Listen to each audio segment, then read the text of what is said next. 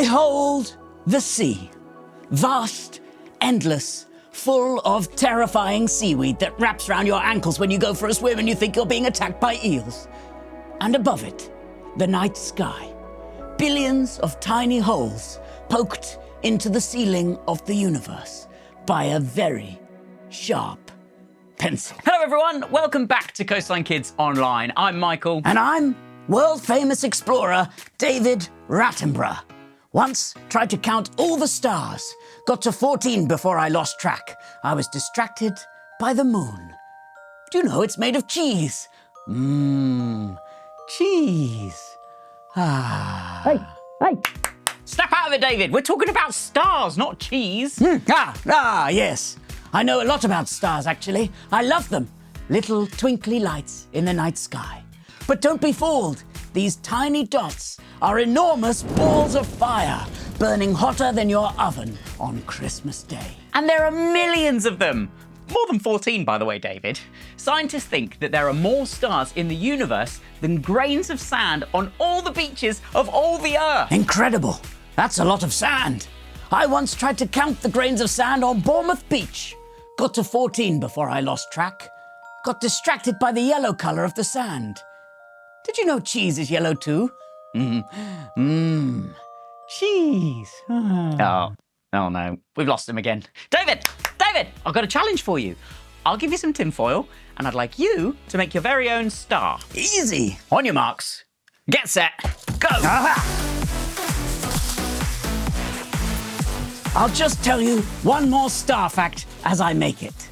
The closest star, except for the sun, is 4.24 light years away from us. That's around 25 trillion miles. Even if you race there in a rocket, it would take you literally forever to get there. Now that is a long journey. Done! Well, it's really dreadful, isn't it? It's taken him 10 minutes to make one pretty pathetic star. I really thought you'd do better than that. I mean, I don't think you're getting any better than that. And with only some tinfoil in 10 minutes. Psalm 33, verse 6 tells us that the Lord merely spoke and the heavens were created. He breathed the word and all the stars were born. What?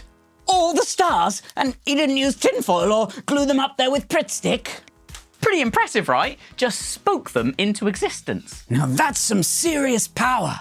I can barely get Siri to understand me. All that power, it just makes you want to worship the stars. That's right. Makes you want to worship the stars. Oh, stars, you are so wonderful. Whoa. No. We worship God, not the things he made. The stars, they point to him. They're amazing, but God is greater. Oh, I feel so silly.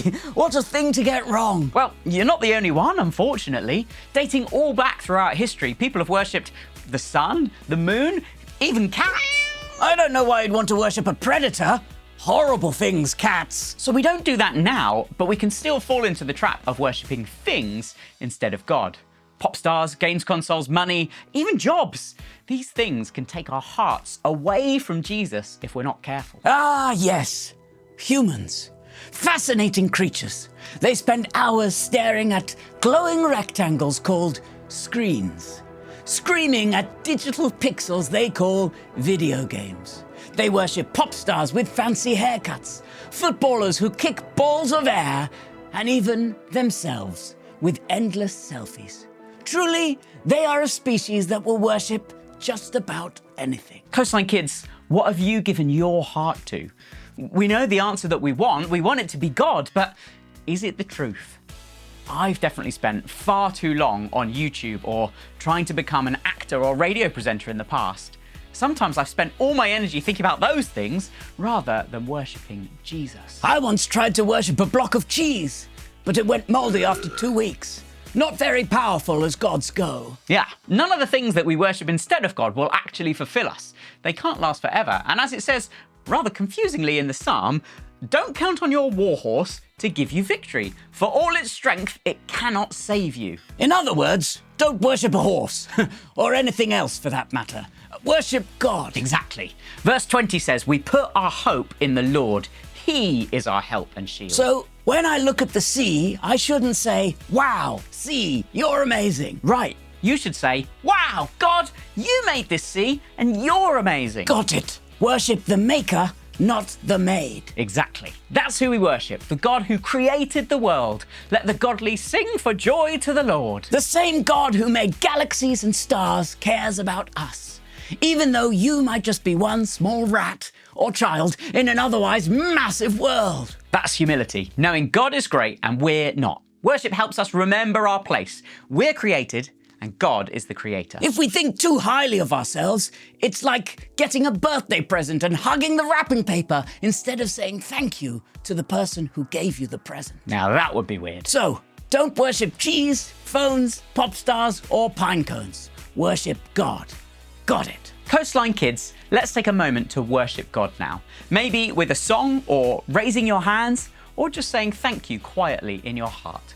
Psalm 33 invites us to rejoice in the Creator, not the creation. See you next week.